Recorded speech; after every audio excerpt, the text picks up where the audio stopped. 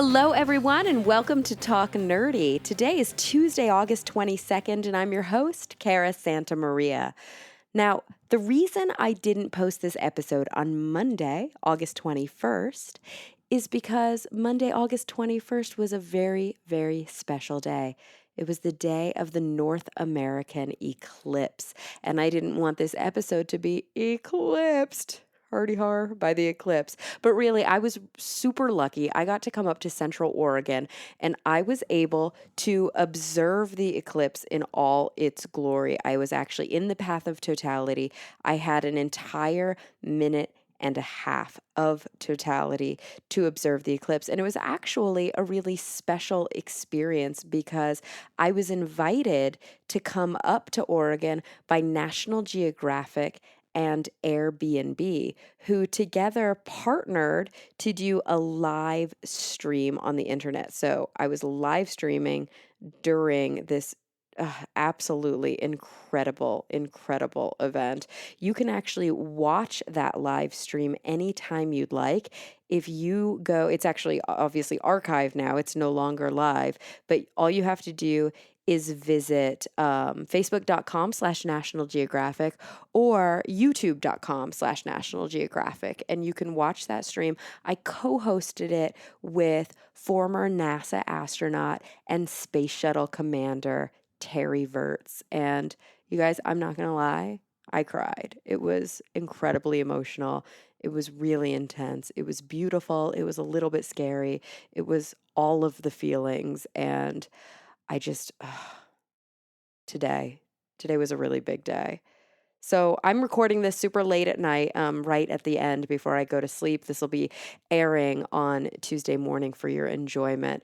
Now, for this special episode, I actually had a chance to chat with an incredible scientist. Her name is Dr. Carrie Nugent, and I keep calling her throughout the episode an asteroidologist, but that's not a real word. She's actually an asteroid hunter and a staff scientist at IPAC, Caltech. And so what she does is hunt asteroids. She looks for them, she plots their path, and she works on the framework that will help protect us if there is ever a potential asteroid impact. Guys, she has a book. It's absolutely fascinating. It's called Asteroid Hunters, and I really recommend that you guys pick it up. But you know what? Before we dive in to my interview with Dr. Carrie Nugent, I want to thank those of you who made Talk Nerdy possible this week like you do every week. This week on the Patreon portal, and remember you can visit that by going to patreon.com/talknerdy. The show is supported by Phil T. Bear, Timothy Glover, Jeffrey Perez, Genji Keene, Charles Payette, Jonathan Wright, Christian Jeffrey, Stuart Ogue, The Honorable Husband, Jafe, Gabriel Felipe Jaramillo Gonzalez, Brian Holden, and last but not least, Jeffrey Sewell. And we also had some wonderful support this week from Todd Erickson and Rob Schreck. They supported the show with a one-time payment by visiting my website, carasantamaria.com, and clicking through to the PayPal portal. And of course, many of you supported the show this week by rating and reviewing on iTunes, by sharing Talk Nerdy with your friends, family members, and colleagues, and by saying hi on social media. And that kind of support is absolutely priceless. So again, I thank you all from the bottom of my heart. But I don't want to keep you waiting any longer. So without any further ado, here she is, Dr. Carrie Nugent. Well, Carrie, thank you so much for joining me today. Thanks for having me. This is fun. I am so excited to talk about all things asteroids. I don't think we have ever gotten into this topic on Talk Nerdy before, so I'm pumped. I can't wait. Yeah, so okay, you have a book. It just came out this year. It's called Asteroid Hunters, and it's like co-branded with TED. Was this based on a TED Talk that you did? It was. So it's like a TED book series where they have a motto that I've forgotten. I think it's small ideas, No, big Oh, ideas, yeah, small yeah. books. It's There we back go. here. There it is. Small books, big ideas. Small books, Yeah. big ideas. Thank you. And they take, TED Talks and they expand upon them a little bit. So I gave a TED Talk at the 26 TED in Vancouver, just a short 6-minute one. And they asked if I was interested in writing a book. And I said, yeah, that sounds great. So that's why the book exists. That is so cool. Did you ever think that when you were first starting in your scientific career that you would be doing so much science communication that you would have such a broad platform? Absolutely not. What made you want to, obviously you didn't switch gears. You're still working very hard at the science, which we'll get into soon, but what made you want to kind of complement that with the outreach that you do? Well, I very much felt like I had something to say. So I actually got the TED Talk through the TED Fellows program, which is an open application online. Everyone can apply. I think they're taking applications now, actually. Oh, cool. And it's a very easy online application. So throw your hat in if you have something to say. But I felt like I had something to say, and so I filled it out, and they liked me. And I just felt like it was very important to talk about the importance of finding asteroids. And I thought there was a lot of misconceptions out there about asteroids themselves. And every once in a while somebody would come up to me and they would say, what's the point of finding them if we can't do anything about it, But we can do something about it. We could actually prevent a disaster. So I wanted to get that out there, and TED seemed like a great way to do it, and it was super fun. Absolutely. I mean, TED has quite the audience. And I think it sort of restores my hope in humanity a little bit to see that such a broad audience likes to learn. And, when there are these certain brands that have, I think a gloss to them and a sexiness to them, that you think of maybe non-traditional science consumers find, it excites me. I'm always excited to see when those things are popping up. So I'm glad that you were involved in that. So the book is called Asteroid Hunters, and would you consider yourself an astrophysicist, an astronomer, a planetary scientist, a geologist? What's your background? I kind of fall into a no man's zone in between all of those things, like many planetary scientists do. So my background's in geophysics and space physics, but I work at an astronomy institute. So I'm honestly, I don't know what to call myself. Because I'm someone who studies rocks, but I almost exclusively use telescopes. Yeah, that's funny. That is very different than most people would think. Well, you're an asteroidologist. That's right. There we go. Right? Is that a thing? I'll put that on my business card. That would be the most badass business card. You should definitely do that. So you're at Caltech IPAC. What is Caltech IPAC? I know what Caltech is. What is IPAC, or what did it used to stand for? That's a great question. It used to stand for the Infrared Processing and Analysis Center, but they recently rebranded. Now they're just known as IPAC. Gotcha. So they do more than just infrared processing and analysis? Exactly. And what's the C again? Analysis Center. Yeah, Center. Oh, yeah. Okay. You got it. So one of the main functions of IPAC is to archive infrared and non-infrared data for NASA. So it's an archiving center. It's a really interesting place to work. There's a lot of people there who are very good at computers because you're storing billions of rows of data, and there's a lot of very complicated computer issues that come with managing a database like that. And then a lot of other people there are astronomers. So the astronomers will analyze the data and do cool science about exoplanets or asteroids or galaxies or brown dwarfs. And the astronomers are also there to make sure that the data quality is very high. And you do that by testing it and, having different hypotheses you're testing on it and playing with it a lot. Cool. So, I mean, it's actual science that's being done, along with some more technical stuff that's happening. And you are a staff member at Caltech IPAC. I think it's really cool when I get a chance to talk to people who went through traditional academia and still kind of have their foot in the academic waters, but are good examples of the fact that you don't have to become a professor. Right. You don't have to run a lab and do grant proposals all day. And that's not the only track if you find yourself doing the entire course of your academic career. You're on staff. You're a staff scientist. And it's really nice to be involved in the data in that sort of sense. It's a little bit low pressure because I don't have graduate students to support, but if I want a summer student, I can get one. Yeah. It's a really pleasant environment to work at. Yeah, because you're also, again, it's at an institution. Is it physically on the Caltech campus? It is. We are hidden. There's two buildings, and one of them is hidden behind the gym. It's very kind of tucked out of the way, which is nice. We get nice parking, and ooh, yeah, that is good. And is there any interplay with you and JPL? Because JPL is an interesting institution because it's sort of part NASA, part Caltech, semi-public, semi-private. And of course, you guys are doing all this NASA imaging. Right. It seems like a strange kind of like what goes where and why. Yeah, it's a really, nice place to be because of JPL as well, because you have all of these great colleagues everywhere. We work closely with JPL on some projects. So one of the projects I'm on is NEOWISE, which is a space-based infrared telescope, and that's managed out of JPL, but the data processing is done at IPAC. So there's a lot of communication back and forth. I have a badge, I can go to JPL, people come to IPAC all the time.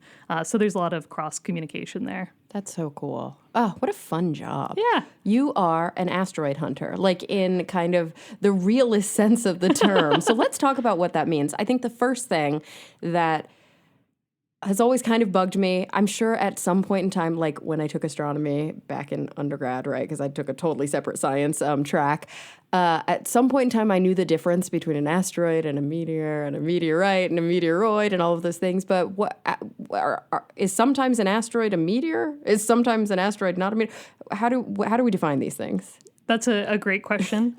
People learn these words, but then they kind of becomes fuzzy as time goes on. And there's not a lot of reason for a lot of people to keep these sharp in their mind.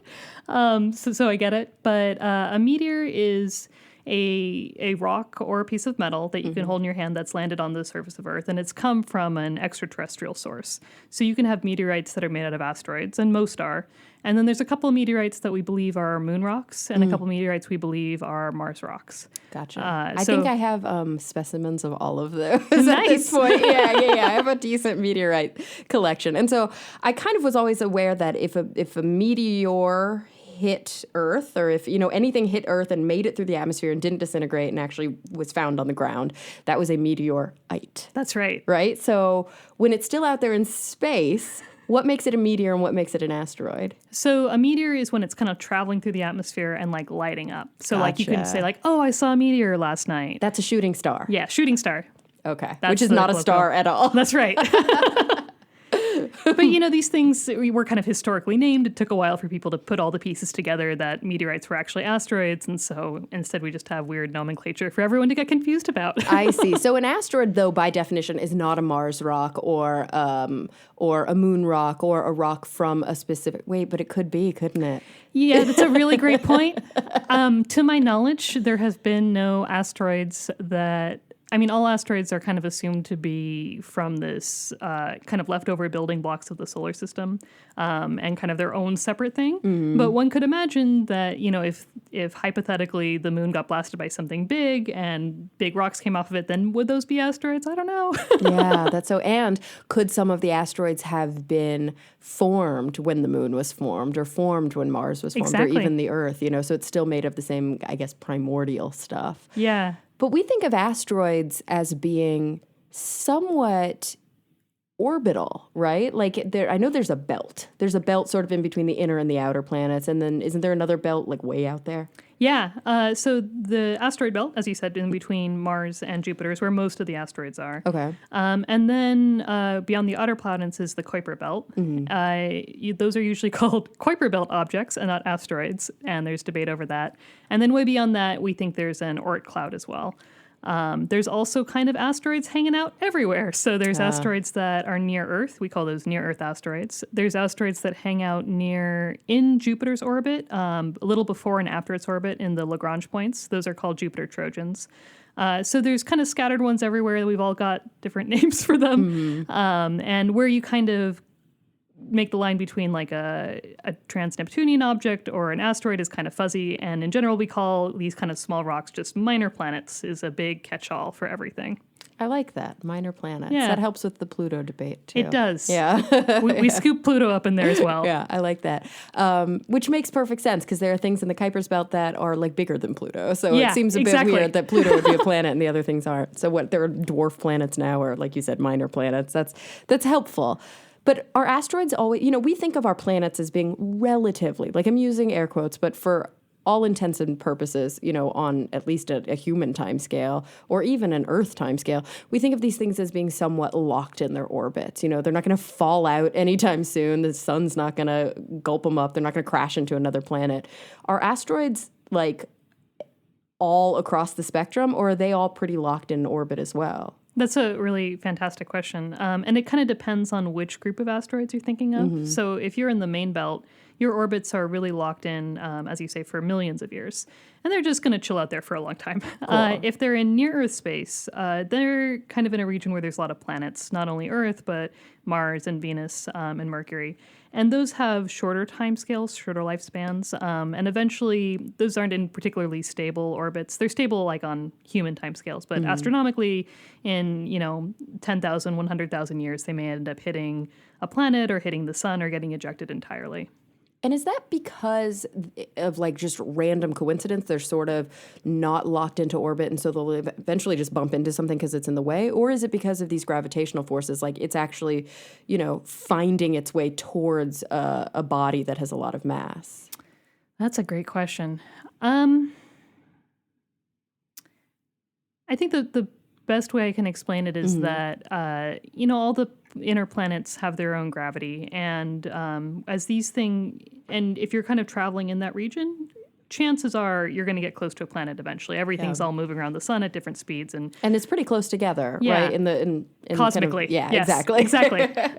So as that process happens, you're likely to get sort of close to a planet. And if you get sort of close to a planet, your little asteroid orbit is going to get changed. And so it's just kind of a matter of time before your orbit's going to get tweaked and tweaked and tweaked and tweaked and tweaked as you make these random chance, encounters with planets. That likely, eventually, there's going to be something that happens that moves you out of the space entirely over a very, very long time scale. So it's almost, it's kind of random until it's not anymore. Yeah. Like I think much of scientific discovery, until there is a pattern and until you are able to see the forces that are at play. And so like you said, it's either going to collide with something or it's going to be ejected. How would it become ejected? Just it would miss some sort of orbit and then, sling past it like a spaceship? Or like how would this happen? Well, there's a chance that if you get, close enough to a body and you get enough energy from a planet, the asteroid would be, forced into a hyperbolic orbit and just leave the sun's orbit entirely. It's not super common. I should also clarify that out of all the asteroids we've ever found, we've never seen one leave. Hopefully, one day we'll catch that in the process. But since this happens over hundreds of thousands of years, and we've known about asteroids for a little over 200, we haven't seen this happen. It's not super common, but it is like a possible end game for these objects. Gotcha. So, we think about bodies of the solar system. And the solar system, of course, is our solar system. We call it the solar system, but there are other systems out there that have other stars. We know that there are, what are there now? 8, maybe 9 planets, right? Planet 9 might be, or Planet X might be our 9th planet. Or depending on where you call the line on Pluto. That's true too. Yeah. Okay, we'll say 8, maybe 9, maybe 10 planetoids. And a bunch of the planets have their own moons, so there's a bunch of satellites out there. There's all these Kuiper's Belt objects out there that may or may not be classified as asteroids. So even if we call them separate, they're out there. There's the Oort cloud out there, and then there's the asteroid belt, and then all of these other asteroids that are just sort of intermingling and hanging out. So between 8 and 10 actual planetary bodies, maybe twice to 3. No, there's a lot of there's a lot of moons around Jupiter. Yeah, a lot of them are real tiny though. Yeah, they're tiny. So maybe 2 orders of magnitude more than that for moons that we've categorized and stuff. How many asteroids are there? Great question. I love these questions. Is this like a known thing?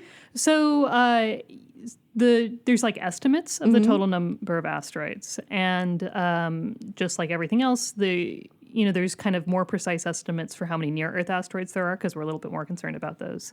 You can guess maybe millions for main belt. I can tell you how many we found as of today.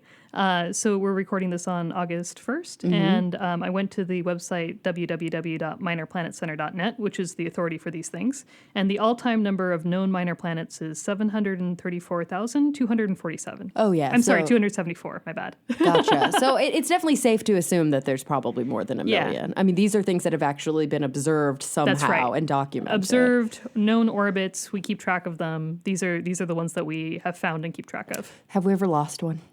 Interesting question. So there's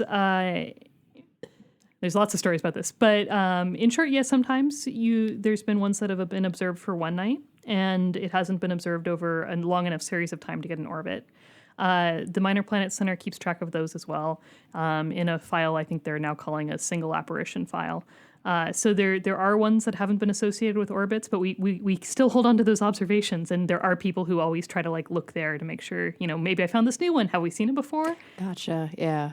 Interesting. And of course, we've seen that within the last few years, when either new comets are maybe they're not new comets, but they're comets that have come close enough to Earth that we've been able to image them in like good resolution. They've really captured the imagination of a lot of people. We saw the comet, I think it was a comet that looked like ravioli.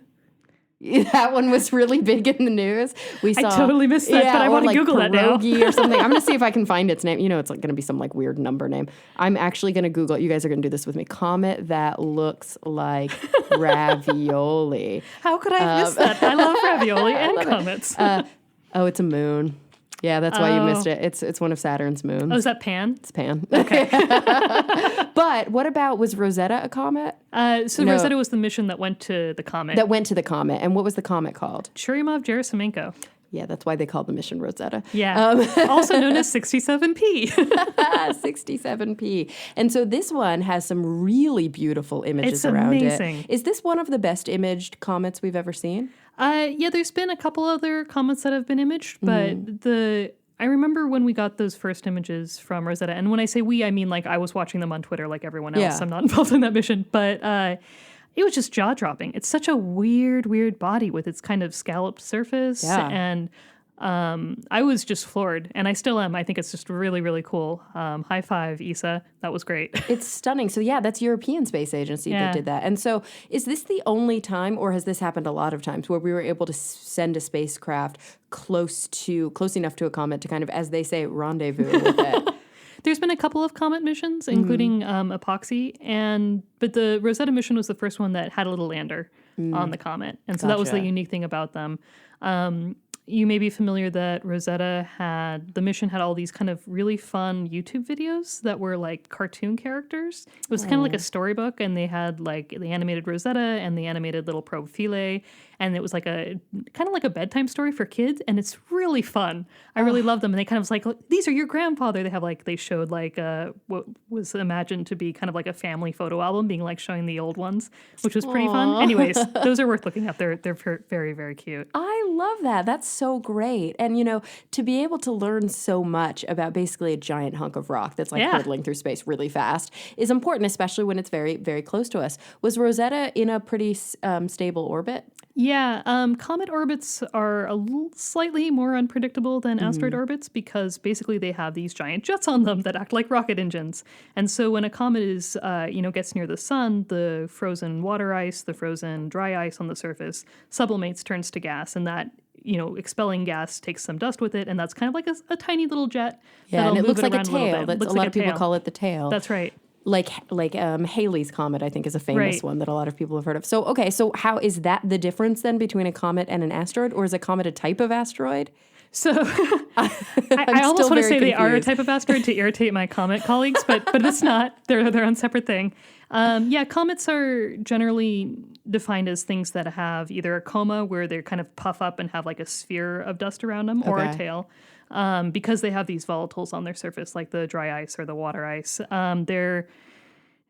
And asteroids are, thought not to have those things. But of course, like that really nice definition falls apart when you've studied over 700,000 objects. We see things that are on comet-like orbits that act like asteroids. We see things that look like asteroids that act like comets and surprise us. Yeah. There's a lot of kind of blurriness to that line, and it's kind of a very intense region of interest for scientists. So even though you, as an asteroidologist, have asteroid friends and colleagues, and of course you have comet friends and colleagues, you have to know enough about comets, and they have to know enough about asteroids to really be successful at their research. Yeah, it's a real fine difference.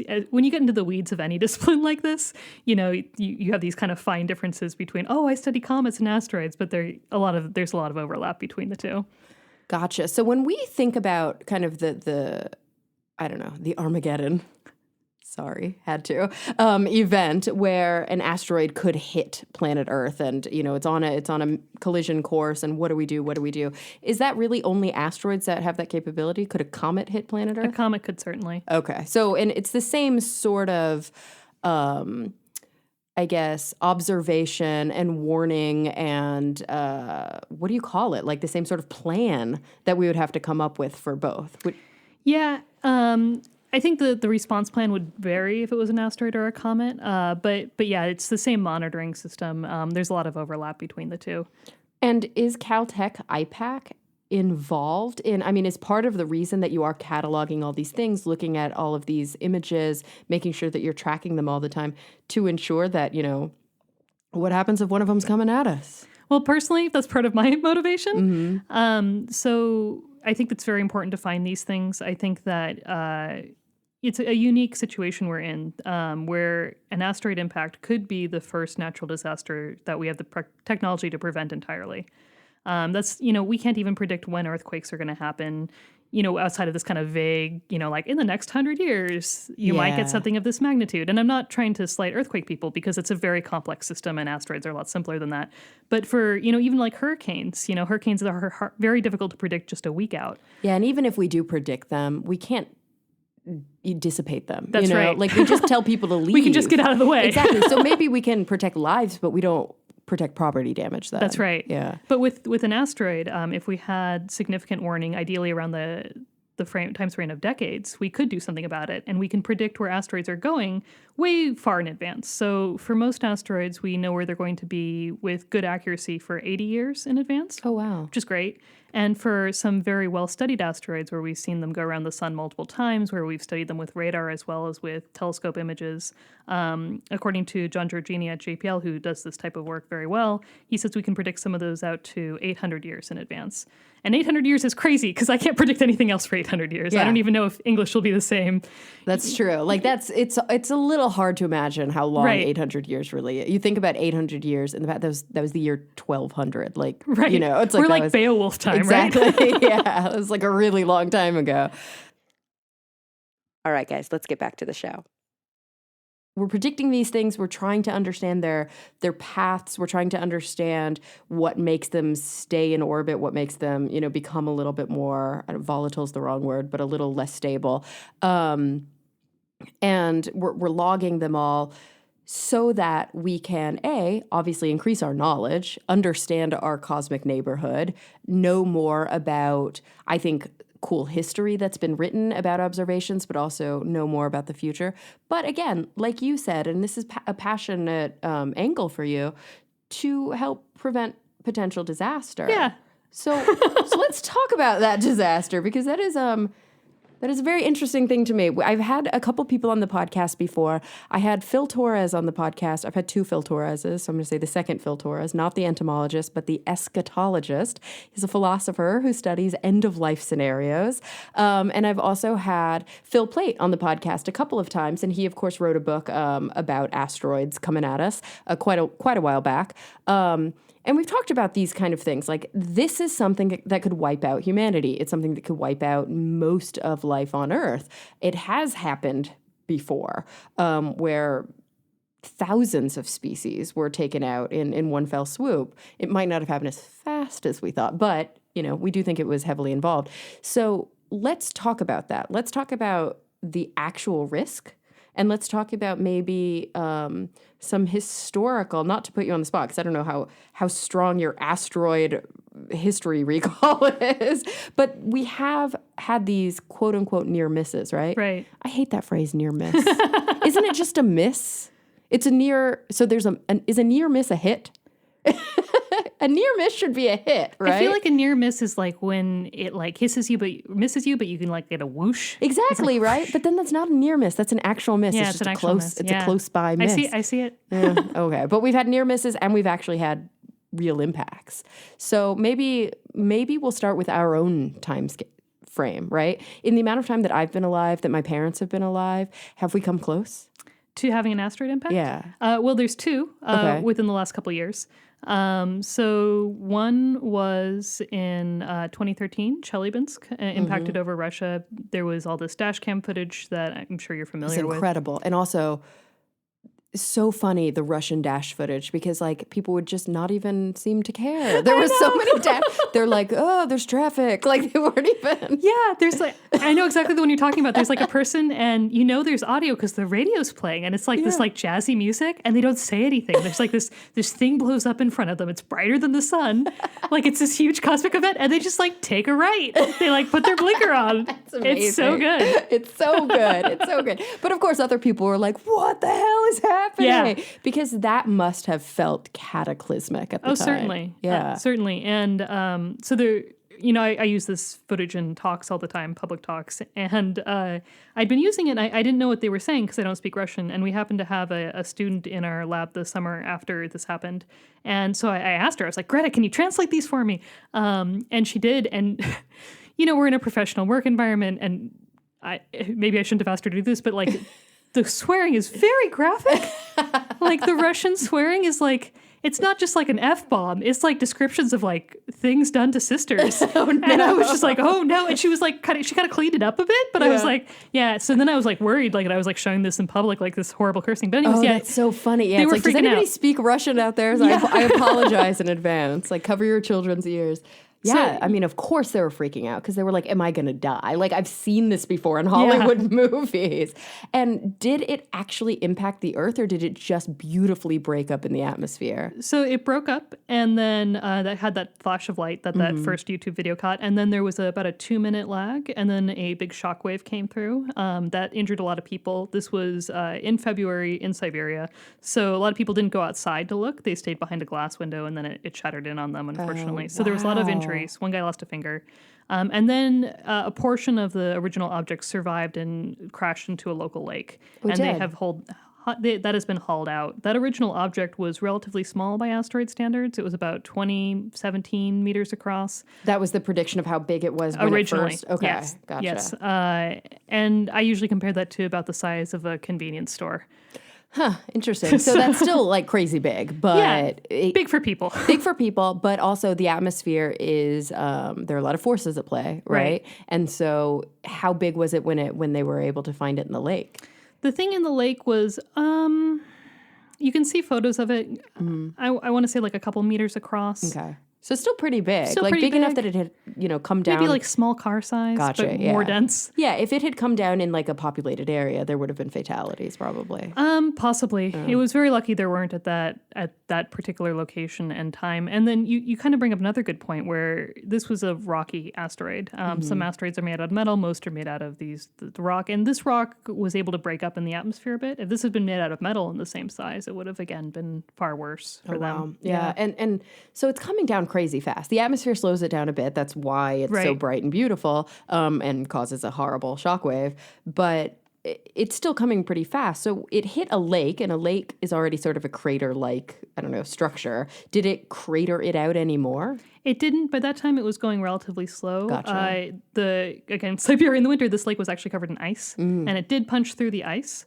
There's a great New York Times article where people had gathered around this hole in the ice. They found it, and they were looking around, and somebody joked, now the little green men are going to come out and say hello. Yeah. They're just trying to figure out what was going on that day. So, yeah, it was a very, very interesting event. And because of all their YouTube video footage there was, you could get a lot of good science out of that. Oh, that's so cool. So that was nice. I love thinking about scientists in the lab, like watching YouTube clips to learn about, how big does it look? And relative to angles. That car. Yeah, that's so neat. I believe Peter Jenniskens of SETI went there and measured stop sign heights. Like he had calculations, but he needed to know, how far away everything was. So he actually went, found the frames from the YouTube video, measured the signs of the heights of the stop signs, and could factor that into all of his calculations, which I thought was a really lovely little project. That's amazing. And I've kind of read about how there are whole fields dedicated to this forensic, photo examination or document examination, where they can figure out if things are faked and they can figure out if they're not faked, exactly how far away things, because they need that for crime scene investigation and things of that nature. So it's cool to see that there's multidisciplinary things happening from potentially two completely disparate fields. Yeah. But it's hey man, there was an asteroid event. We need all hands on deck. That's amazing. Okay, so there's Chelyabinsk. Yes. What else was there? So the other one was an object that was found in 2008. It's called 2008 TC3. This was a really interesting object. It was discovered by the Catalina Sky Survey by Richard Kowalski. And then 12 hours later, it exploded over the Sudan. And this was the first time we had actually discovered, as a community, again, I wasn't involved, the community had discovered an asteroid, tracked it in the sky, predicted where it was going to go. And then, again, Dr. Peter Jenniskins went over there and grabbed the rocks from it and could compare the actual rocks you could hold in your hand to the spectroscopic data and all the other data from the sky, which was a real neat event. But this was, again, very small. And so 2008 in the Sudan, by then, how good was the cell phone coverage in kind of sub-Saharan Africa? So it was a very remote location. Gotcha. Okay. The meteorites are generally called where they fall. So even though the asteroid is 2008 TC3, the meteorites are called Almahata Sitta, which is whatever the local language is. I'm sorry, I'm forgetting. It means Station 6. Because it was near this remote train station, the 6th train station. And it's in northern Sudan, southern Egypt. And so I believe a couple of people in Egypt saw it coming back from prayers in the morning. I do know that there was a very clever person who alerted the KLM pilots that were flying across a route that would see it, and this KLM plane diverted a slight bit so they could see it come down. So 2 piloets saw it and went away, but I don't believe there's any footage from that. Gotcha, but there's some kind of eyewitness that at least could be scientifically helpful. That's right. I should also say that a weather satellite, I think, caught it coming down as well, and that gave Dr. Jenniskins a kind of a working chance to find where it might have gone. That's true. It's not like the GPS is like, look here. Yeah, exactly. Oh, man. Yeah, wow. And now all of a sudden this astronomer has to be an archaeologist as well. It's like... It's pretty cool. So interesting. I love that. Okay, so 2 actual hits, right? Not near misses. Very small. But you know what? Both in remote areas, which of course I think we think of the world, yes, oh my gosh, there are over 8 billion people, and they're like over 8 billion or almost 8 billion. We're at almost still, I think right? Almost. Okay, yeah. Though I haven't checked recently. This is terrible. I just watched, I just went to a premiere of an Inconvenient sequel, and they talked about the population a bit and kind of when it's going to peak and like what was the population when, let me see. No, actually, we're filming. I'm not allowed to talk about that. I'm going to skip that. I'm not going to edit it out, though. You'll just have to wait and see what I am talking about eventually. But yeah, I always get confused with the world population when people talk about, like, you know, when my grandfather was around, there were only 3 billion. Yeah, there's 7.5 billion now. But look at this. By 2100, 11.2 billion is what they think. Like, that's insane. The world, it's just exploding. So, okay, I don't remember why I said that. But, oh, yes, even with 7 billion people, 7.5 billion people on the planet, most parts of the world are still not populated, right? There's the ocean. Yes. And I shouldn't say not populated because then I'm being very humanist. There are many species living in the ocean, but there aren't people there with cell phones to take images. So yeah, and then there's obviously big swaths of like the savannah and the desert and places that are hard to live. And of course, these 2 hits were in a remote part of sub-Saharan Africa and in Siberia, which, like, as the joke implies, like, you go to Siberia to be as far away from anything as you can possibly be. Although people do live there. But that's really funny in a way. It's a bit ironic. I mean, I guess we should thank our lucky stars that, you know, we didn't have an event in the middle of New York City. Yeah, definitely. Because even something small like that could have been, you know. Yeah, not great. Not great, exactly. Okay, so how many of these almost hits have we managed to avoid kind of in the more recent future? Or recent past? It kind of depends on size range. So it's important to clarify that there's a lot more small things than big things, as you might expect. And the smaller you get, the more of them there are. So those 2 events were relatively small. We think that something the size of Chelyabinsk hits every 100 to 50 years. There's a lot of debate about that, a lot of active research. So that's why I'm giving you kind of a broad timescale there. Gotcha. So there, you know, there could be, when we look at historical events of a great flash in the sky or, you know, things that are quite poetic, like this probably has happened before. We just weren't able to document, and we didn't have the modern science certainly to know what was going on. And there have been like there was an event hundreds of years ago in France where, you know, these rocks rained down from the sky and were clearly meteorites. So this sort of thing happens. As far as close approaches, these days, again, there's a lot of asteroids yet to find. Yeah. But as far as ones we know about once a month, a small asteroid passes between the Earth and the Moon. So there's a lot of things out there, wow. and they do get relatively close in an astronomical sense. Oh, that's close. I mean, the moon is like, we could go there. Probably in our lifetimes, we could like travel to the moon if we had lots of money. You know what I mean? And maybe by our grandchildren's lifetimes, they wouldn't even need that much money to get to the moon. So that's pretty darn close. What is it, 3 days to get to the moon, something like that? Yeah, it's pretty short. And that's kind of an interesting concept for me because I think most people think of that region of space as very well explored because humans have traveled there back and forth several times.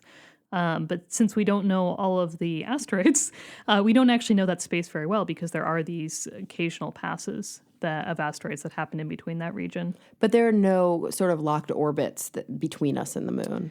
There's nothing that we know of that, unless it's so small we can't detect it. So, like things orbiting the Earth. Yeah, like smaller satellites that we could consider an asteroid, other than our satellite. There's it's a really interesting question. So, there are occasionally, and I believe I don't know if it's still there now, but there are quasi-satellites. So it's an asteroid that kind of gets close and kind of hangs around the Earth for a couple orbits and then gets bumped off. So nothing kind of regular, but every once in a while a very small one might get caught up and trail around Earth for a little bit. What about the ones that actually hit us? Do they get sucked into orbit for a bit and then crash down, or do they usually just That's the sound it makes, by the way. That's a great sound. Most of them make that sound. No, I believe that's the case for most of them. But since we've only found a few objects that we've predicted to hit and then have seen them hit, again, we're kind of just on the forefront of learning about how they behave before that happens.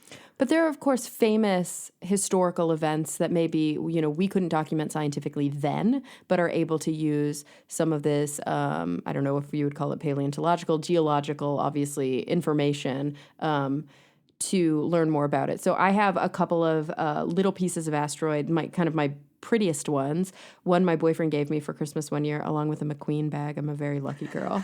An asteroid and a McQueen bag. It's a nice combo. I know, right? And that was let's see if I can pronounce it right, a Sicote alien. Yes. Alien. And so it's really beautiful and shiny, metallic, heavy. Those are beautiful. Beautiful. And then actually a fan, Tony I want to call you Tony Pepperoni. I don't know how to pronounce your last name, but it looks like pepperoni. And so your name is Tony Pepperoni in my heart forever. Sent me let me see, Campo de Cielo asteroid. Also really nice beautiful. Taste, yeah. And those two, I think I keep those two on my shelf because they're the shiniest. Yeah. But I've also gotten a lot of smaller ones that are more kind of reddish, rocky looking in nature, and they're quite beautiful as well. But they're not dazzling like the metallic ones. Yeah. But those are famous asteroids, or famous meteorites, right? I have a little chunk of the rock that was probably mined over time. I think with the Sicote alien, they've all been found. Or at least people think so. And so it's hard, they cost more, I think, because they're not actively mining them. But that's like a place where this thing crashed into Earth. We know that happened historically. It caused probably some cratering. And of course, there are other things. There's meteor crater in Arizona. Is it Arizona or New Mexico? It's Arizona. Arizona, it's real nice. I visited with some friends of mine. Actually, Meg Rosenberg, you guys might remember, she was on the show talking about craters in the moon. She used to do research there, so she went with us and we got a rim tour. It was awesome. We got the really special cool. treatment, yeah. And of course, there's the crater that we think was linked to the great extinction during the Cretaceous, right? In the Yucatan. Yeah, in the Yucatan. Yeah, they really like our side of the planet. So let's talk about those a little bit. We think of them as meteorites because they actually did crash down. Were they asteroids? Were they comets? Do we know? Can we ever really know? So the one that hit in Meteor Crater was definitely an asteroid because we've got pieces of that and they're metallic. Okay. And that one is kind of an interesting thing to compare the one that hit Meteor Crater to Chelyabinsk. So Chelyabinsk, as I said, is about 17 meters across. Okay. The one that impacted Meteor Crater was only about 50 meters across. No. Because that is a massive crater. It's a big hole in the ground. It's huge. And that happened 50,000 years ago, and that hole is still like, oh my gosh, very much a hole in the ground. Absolutely. Like there were stories when we were there about people falling in and having to get airlifted. It was a whole thing. Like don't fall in the giant crater. Yeah. It's too big. You can't climb out. Exactly. So that one wasn't all that much bigger than Chelyabinsk. I mean, maybe twice as big across roughly. And of course, this is volume, but it was made out of metal. So it was a lot denser. It did a lot more damage. So it was made out of metal. That made a big difference. It hit probably solid ground, right? It probably came in at a sharper angle. Came in at a sharper angle. Chelyabinsk, from those great images, came in at this kind of shallow angle, which distributed the force over a bigger area. Yeah, but it didn't cause this great. Yeah. And it also hit a frozen lake, which you said. That's right. Yeah. And it came in slower for whatever reason, right? I'm not sure if we know about that. Interesting. I mean, I don't know about that. Maybe somebody else does. But I don't know the speed of the one that hit Meteor Crater. That's true, because when we see kind of paintings or graphical animations or movies of these beautiful events, we love to see them coming at almost horizontally across the sky. They're very photogenic. Yes, they're very photogenic horizontally. But really, probably this came more straight down and was like, shit. Yeah. Exactly. I see. I've looked it up. There weren't any people around at that time, but maybe there were some like very unhappy elk. Oh, how funny. Yeah, going like, what the hell is happening right here? Interesting. I like to think about that when the one hit in the Yucatan. Like, we think of if there were a nuclear event, there's like the ground zero, and then we think of these different sort of ripples of the pond outside of it and how it affects people differently. And of course, it's almost the same thing with a large impact event like this, right? Some animals are instantly vaporized. I don't know if vaporized is the right word, but destroyed beyond recognition. Yeah, not a great day for them. Not a great day. And then, of course, there's like and then the rocky, and there might have been ejecta that actually left the atmosphere, which is crazy to think about. And then all the stuff up in the air, and you can't breathe, and the plants die, and oh my God. Yeah. That's a bad one. Is that the worst one that we know about? Yes. And I hope the worst one for billions and billions of years. And so what do we know about that one? So it's unclear if it was an asteroid or a comet. I've seen suggestions of both. I don't think the evidence is particularly clear either way. But we do know that it was probably about 10 kilometers across. Personally, I have a very rough time envisioning something that big. 10 kilometers is crazy big. So we think in miles in America, right? So a kilometer is a little smaller than a mile. Yes. But still, so I don't know what that translates about to. 6 miles? 6 miles. That's hard to envision. That's like, I don't know. That's like the distance from where I live to like Wilshire. Yeah, it's like exactly. You can kind of think of it in terms of like how far you can run or bike or drive your car. But as it so happens, it also happens to be about 33,000 feet, which is the cruising altitude of a 747 jet. That's even crazier to think about. Exactly. Because it feels like you're so far up, which you are. You are. But you're 6 miles up. Oh my God. So the next time you're in a plane, I invite you to take a window seat, look outside, like catch the wingtip, and imagine a rock that's so big that starting on the ground, it goes all the way up to your wingtip. Oh my gosh. And it takes your plane over a minute to fly past it. Those dinosaurs did not stand a chance. No. And that object, which is that big, was coming in faster than any fighter jet we have. Yeah. So it was real bad. Wow. Let's not do that again. And so do we know much? We still don't know if it was an asteroid or a meteor, or a comet, I'm sorry. So we don't know what its origin was. No, I think a lot of people have speculated and made various lines of argument trying to figure out where it came from, but there's nothing that's particularly kind of rock solid accepted by everybody yet. No pun intended. Yeah. Sorry. When things are that big and they're out there, is it still thought that these are things that sort of collected from early formation of, the planets and all the stuff that's in the solar system? Or could they have potentially been like knocked off of a moon or another rocky planet? Generally, they're thought to be kind of things that originated very early on, though I suppose there's nothing ruling off, any sort of like being knocked off of a planet. I do have a good statistic which I can share about this kind of size of objects. So far, Asteroid Hunters, through lots of hard work and lots of people working together over generations, have found over 90% of the 1 kilometer bigger objects that get close to Earth. Oh, that's good. So 1 kilometer, much smaller than 10. Still really big, though. Still really big, but we found 90% of those, and that's very kind of heartening. Yeah. So, and this is work been done by NASA-funded surveys almost exclusively, which is pretty cool. That's been a good way for NASA to spend its money. Absolutely. I think. Obviously, I'm very biased. But 90% of those. And then we found about 30% as of the last time this was calculated, which was a couple years ago. We found 30% of the near-Earth asteroids 140 meters across or bigger. Okay. So we're now looking at that second kind of smaller size bracket to find the rest of those. That's great. And I mean, truth be told, those are probably more rare. Or are they not? So again, this kind of the bigger there are, the fewer of them there are. Okay. So there's certainly way more 140 meter ones than 1 kilometer ones. There's more 1 kilometer ones than 10 kilometer ones. And at a certain point, when they're small enough, obviously it seems like there's a lot of different factors at play. But so the bigger they are, the more rare they are, but the more dangerous they probably are. Exactly. Yeah, the smaller they are, it might be harder for us to track them all because there are so many and it's harder to see them and image them. But also they may be less detrimental if they actually did impact. Yeah. Depending on if they came at the right angle and where they hit and blah, blah, blah. So, okay. We've been talking a lot about the potentiality and some of the historical stuff.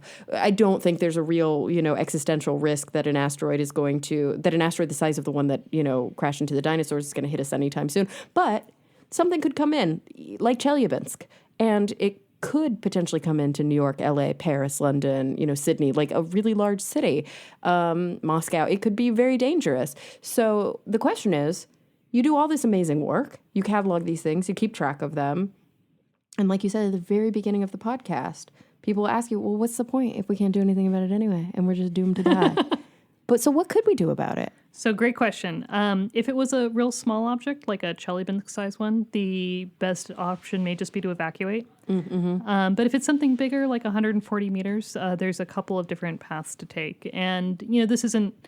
I'm a low-ranking person when it comes to the asteroid decision tree. You mean you're not going to be like in Armageddon? You're not going to be drilling on the surface? Exactly. Like that's not you, right? Exactly. Like I'm way in the background of maybe one of the shots that gets edited out. The person who would be front and center, though, is the NASA's Planetary Defense Officer. That's a real title. That is the coolest job title ever. Job title. It's currently held by Lindley Johnson, who's fantastic and heads the Planetary Defense Coordination Office at NASA. And so he was kind enough to talk to me in the book, and he said that there's kind of 3 main deflection strategies being considered for kind of larger objects. One is the kinetic impactor technique. So, the asteroid is traveling, and you take something heavy and hit it and give it a small shove. So that's not meant to break it up. That's actually meant to change its course just a little. Okay. Yeah, all right. That's an important point. And it's good to know that you don't need to move this for most asteroids, and this would be the hope, is that you don't have to move it all a big distance. Mm-hmm. A small change early on can have big effects later. Yeah, it seems like, if you watch The Martian. Yes. You learned a lot about trajectory. Yeah, especially when especially if this is an object getting close to Earth, its trajectory, you can make a very small change early on.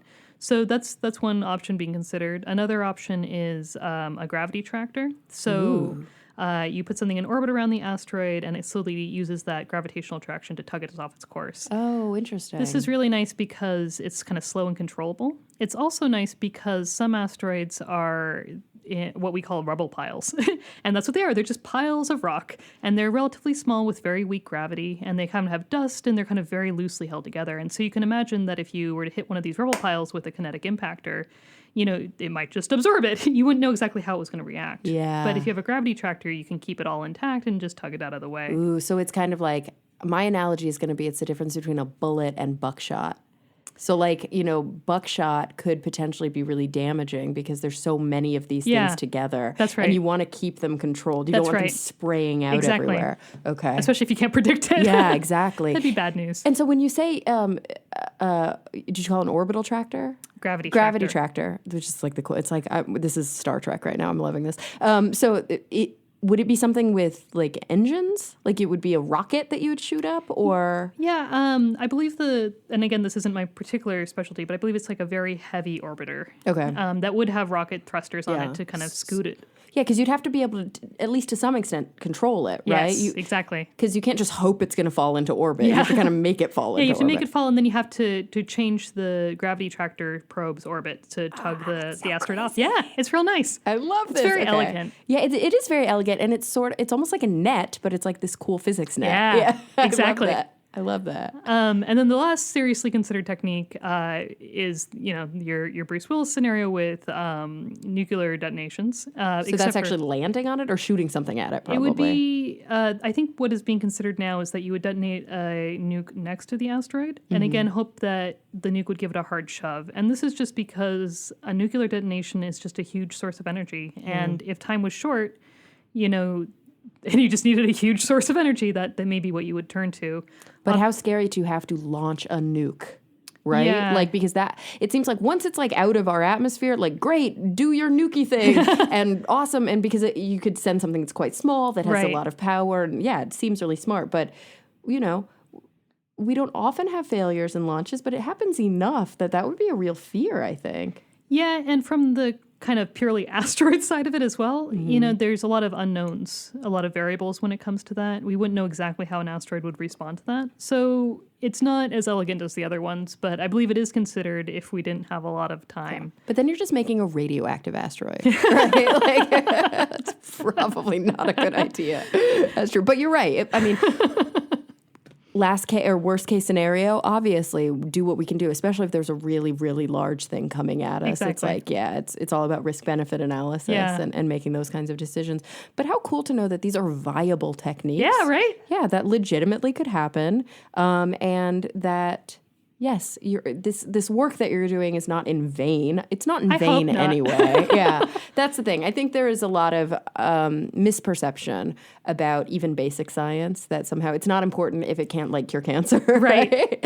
But there is so much potential outcome from the kind of incredible work that you do, but also being able to communicate, like you've so eloquently done both in your book and in your TED Talk, what the savings towards human life and property, could be. That's super important. These are the kinds of existential threats that you think about every day. Yes. But most people, it is not even close to in their mind, isn't it? What happens when you tell people that? What do you tell people you do for a living? What's your elevator one sentence? You meet somebody at the bar. So what do you do? Usually I say I find asteroids, and then they make a Bruce Willis joke. And you would think that would get annoying, but it actually doesn't, because I feel like I actually owe a big debt of gratitude to Bruce Willis, because otherwise no one would know what I would do. You know what I mean? I can just say what I do, and they're like, oh yeah, Armageddon. And I'm like, yeah, thanks, Armageddon. Yeah, and so that does sum up my job. So Armageddon obviously was not the most accurate. A lot of science films have their problems, but all in all, you're pleased with the fact that Armageddon exists. Yes, definitely. Again, not the most accurate, but I'm glad that I feel like it helps people to understand why asteroids are important, and also gives them a sense that maybe we can do something about them. I don't think anyone takes the movie literally. Yeah. But I think it, does raise awareness that this is a thing that people can find and can do something about. And honestly, we are a little bit older than when I don't know, actually. I'm trying to think of when that film came out. 1998. There you go. So, yeah, it could have been career course. And definitely other people that are peers may have actually been influenced to go into it because they were transfixed by that film. Definitely. And we see that a lot, right? We saw it with Jurassic Park. Yeah. So many paleontologists from Jurassic Park. Do you remember when Bill Paxton died? Oh my gosh, this was the sweetest thing ever. Because, of course, he was in Twister, I loved that film. And the Storm Chasers kind of throughout Tornado Alley actually did this great dedication to him where they all turned on their GPSs and spelled out his initials along. Yeah, I know. Super sweet. So that they whether they already worked in the field and they were just oh, I love that this is bringing public attention to what we do, or whether they actually decided to go into that field because they saw somebody like that. I bring up a lot of times Ellie, Dr. Ellie, what's her last name? Arroway. Yeah, Arroway. Because she's that Contact. great. Yeah, exactly. And to see those kinds of people on screen, a lot of times, like we mentioned, Bill Paxton and all these people, a lot of times they are male, but to see also female scientists on screen, just any scientist doing this incredible work, it's super cool because it does remind kids, I could do that. Yeah. That's a real job. I could be an asteroid hunter. And you are an asteroid hunter, which is so freaking great. Do you know, this has been the most fun chat. I've really enjoyed it. Great questions. Thank you. Did we leave anything out that's super important for people to know? Misconceptions or, is there anything that was on the tip of your tongue where you were like, we didn't get to that? That's a great question. I can talk about asteroids for like 10 hours straight, but I can't think of anything in particular. I can tell you one final last fun fact if you'd like. I would love a fun fact. When you discover asteroids, you get to name them. And as a hobby, I'm really interested in what people name asteroids. So there's some funny ones out there, funny for asteroid nerds. One is Diaresta, and that's one of my favorites because that is asteroid backwards. And that particular asteroid orbits the sun opposite the direction most asteroids do. And it was the first one discovered that way. Oh, I love that. Have you ever discovered one, or your team? Yeah, the team has discovered, Neowise team, which was actually going before I joined as well, has discovered over 33,000. Jesus, okay. We've named a few. So do you name all of them, or do some of them just have like numbers? So right now, a lot of them have numbers. The naming process goes through the committee, and you can only name so many a month. A couple that I have suggested have gotten named, which is pretty fun. Oh, that's awesome. Which ones? Yeah. Which ones? I'm so excited. So one is Tubman, after Harriet Tubman. One is Malala, after Malala Yousafzai. That's amazing. Which is pretty cool. Rosa Parks did not have one until a couple years ago, which was crazy. But now she does. That's so cool. So after you've named enough, when do you get to name them after yourself? Do you have to wait until you're super old? I actually have one. You do? Yes. I was like, I would do that like first. Okay, so is it just your name, or is it a version of your name? So mine is 8801 Nugent. And that was a kind thing. Every 3 years, there's a big conference, and various members of the community are honored with that. So when that conference happened, me and a bunch of other people got asteroids named. So yay. That is amazing. Very happy about it. And are there visual images of your asteroid? There's little pixelated images, which I have. I was going to say, is it hanging on your office wall? Yeah, definitely. Okay, good. Definitely. Good. All right. We're of the same mind then. Okay. So Carrie, I always close the show asking my guests the same two questions. And so I would be really interested in your answers to the question, because I don't think we so much got into any of this, and your answers may surprise people. So, okay. They're kind of big picture. Sorry to warn you, but you know what? You study asteroids, so this is something you do a lot. The first one is, when you think about the future in whatever context is relevant to you right now, it could be personal, it could be, global, it could be universal. Number one, what is the thing that worries you, keeps you up at night? And number two, so that we end on a positive note, what are you really hopeful for and optimistic about? Well, this is going to make me seem like a very one-dimensional person, but these are all related to asteroids. Well, you know what? There's a reason you do what you do, and exactly. You have passion for it. Exactly. That's important. Very, very narrowly focused here. I think that it does worry me that we've only found 30% of the 140 or meter bigger asteroids. I think it's very important to find those. I think it would be both tragic and hugely embarrassing if people lost their lives because we lacked the resources to find these things. So I'm very much in support of enough funding to do this work. Absolutely. So that does keep me up at night a little bit. I can qualify that. I'm more likely to die on the drive home in LA than I am from an asteroid. But you personally are, but somebody out there could. That's the thing, and you're working to help prevent that. Yeah, exactly. It would be very sad to see funding dwindle to the point where you couldn't keep your active research going. That's right. Yeah. And so that's a concern. But on the flip side, overall, I'm an optimistic person. And I do think that it's amazing that we have reached a point in human history where we can prevent a natural disaster. That's really cool. Yeah. I don't know why more people don't know that, because it's freaking awesome. It's a huge accomplishment. We should be very proud of that. We should be very proud of the fact that we found over 90% of the asteroids 1 kilometer or bigger. That's a huge accomplishment. Good job, humanity. That's like we're conquering the universe in a very, very small way. So I'm optimistic that we have the tools to do that. And I'm also optimistic that we will get our act together and find the rest of these things. But fingers crossed, we're working hard on it. Well, you know what? I feel like you would know, and so that kind of optimism can be really contagious, especially for people who don't often think about this, and maybe the details are a bit nebulous to them. So seeing somebody who's sort of on the front lines, who has that kind of optimism, I think can be very infectious. So I appreciate that. And like you said, for people who don't know that, if you want to know more, you should read Carrie's book, Asteroid Hunters by Dr. Carrie Nugent. Guys, it's on sale right now. And you can pick it up, I'm assuming, wherever books are sold. Yeah, and there's also a audiobook version if you don't like reading words on a page. Very, very cool. All right, Carrie, so where can people find you? Are you active on social media? I am. I have a very small interview podcast called Space Pod.